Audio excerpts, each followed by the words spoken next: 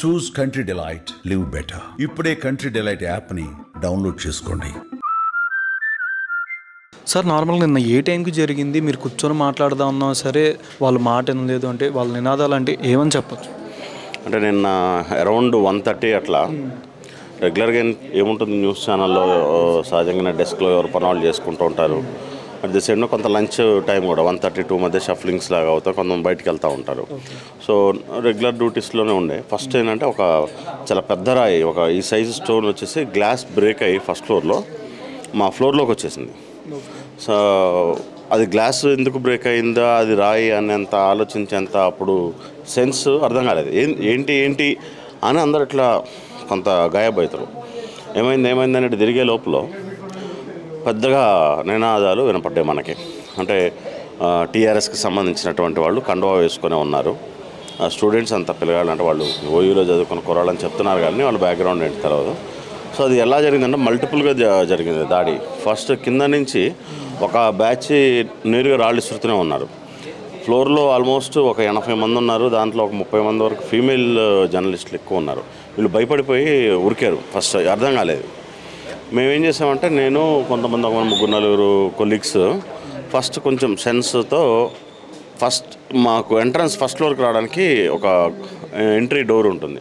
ఆ entry door దగ్గరికి వెళ్ళిపోయి ఫస్ట్ అక్కడ హోల్డ్ ఆన్ అయ్యి ఉన్నాం. ఇక్కడ నుంచి స్టోన్స్ వేస్తూనే ఉన్నారు, రాళ్ళు పడుతున్నాయి. పైకి వచ్చిన తర్వాత వాళ్ళు జై కేటీఆర్ అని, తర్వాత మా చైర్మన్ని నానా దుర్భాషలాడుతూ బూతులు తిడుతూ చంపేస్తామని బెదిరిస్తూ వచ్చారు. వచ్చిన వాళ్ళలో దాదాపు ఒక 6 వచ్చారు. 6 వచ్చిన వాళ్ళు ఒక అతను కింద నుంచి ఒక ఐరన్ స్టాండ్ లాంటిది తీసుకుని వచ్చాడు.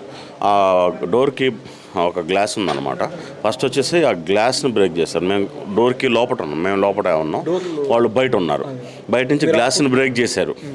బ్రేక్ చేసిన తర్వాత గ్లాస్ బ్రేక్ అయింది. ఆ డోర్ రాకుండా మాత్రం ముందు దాన్ని పుష్ ఆన్ చేసి గట్టిగా ఎట్టి పరిస్థితుల్లో డోర్ ఓపెన్ అయితే వన్స్ 6 కనుక వచ్చి తెగబడితే మా మీద లోపల ఉన్నటువంటి 80 మంది ఫీమేల్ జర్నలిస్టులు 30 మంది వీళ్ళంతా కూడా ఊహించడానికే ఇది చాలా దారుణం జరిగేది.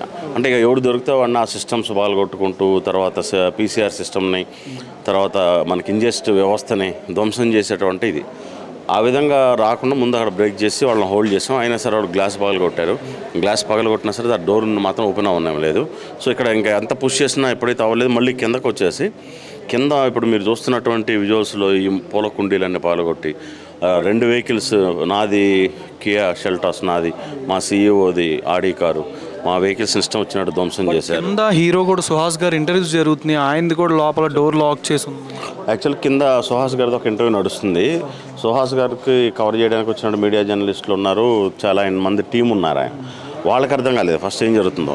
కింద వచ్చేసి ఈ గ్లాసెస్ అన్ని బ్రేక్ చేసుకుంటూ వెళ్ళిపోయి ఈ పూలకుండీలను పగలగొట్టి ఒకడు వచ్చేసి ఈ వెహికల్ దీని మీద కియా షెల్టాస్ వెహికల్ మీద నిలబడి ఈ పూలకుండి పెట్టి గ్లాస్ని బ్రేక్ చేశాడు. తర్వాత ఒక లోనికి వెళ్ళినటువంటి వాళ్ళు ఎంట్రన్స్ నుంచి ఏది కనపడితే అది రిసెప్షన్ ధ్వంసం చేశారు, ఫస్ట్ ఫ్లోర్లో ఉన్న స్టూడియోని ధ్వంసం చేశారు, మెయిన్ గ్లాస్ని ధ్వంసం చేశారు. చేసుకుని బయటకు వచ్చి ఒక పెద్ద బండరాళ్ళు తీసుకొని ఇక వెహికల్స్ని ధ్వంసం చేసి ఇంకా వచ్చే క్రమంలో ఏం జరిగిందంటే సుహాస్ గారు వీళ్ళు బ్రేక్ చేసి వాళ్ళంతా ప్లాన్గా ఒక వెహికల్ వేసుకొని వచ్చారు. అందరూ బాగా డ్రింక్ చేస్తున్నారు. ఎవరికి ఏం చేస్తున్నా సోయలేదు వానికి. ఫస్ట్ ఆ స్టూడెంట్సా లేకపోతే నిజంగా రౌడీలా గూండాలా అనేంత పరిస్థితి ఉంది. ఎందుకంటే విద్యార్థి సంఘ నాయకులు అని అంటే ఏదైతే భవిష్యత్ తరాలకు సంబంధించినటువంటి దాంట్లో కీలకంగా పనిచేస్తూ యువనాయకత్వం వహించి వాళ్ళు తరతరాలకు ఎదుర్కొంటూ లీడర్గా వస్తారు. వీళ్ళంతా కూడా ఈ పొరం బొక్కలాగా వైన్ షాపుల చుట్టూ బార్ షాపుల చుట్టూ తిరుగుతూ తాగుబోతు బ్యాచ్ అనమాట. ఇదంతా వచ్చి ధ్వంసం చేసి అంటే ఇదేంటంటే ఒక ఎలా జరిగిందంటే ఒక హత్యాకాండని ప్లాన్ చేస్తే ఎలా చేస్తారో ఆ విధంగా చేశారు. ఇప్పుడు ఇంతవరకు ఎప్పుడు కూడా మన తెలంగాణ ఉద్యమంలో చాలా క్రియాశీలకంగా పనిచేసాం. నేను తెలంగాణ ఉద్యమాలు నేను V6 లాంటి ప్రముఖ ఛానల్లో పనిచేస్తున్నా.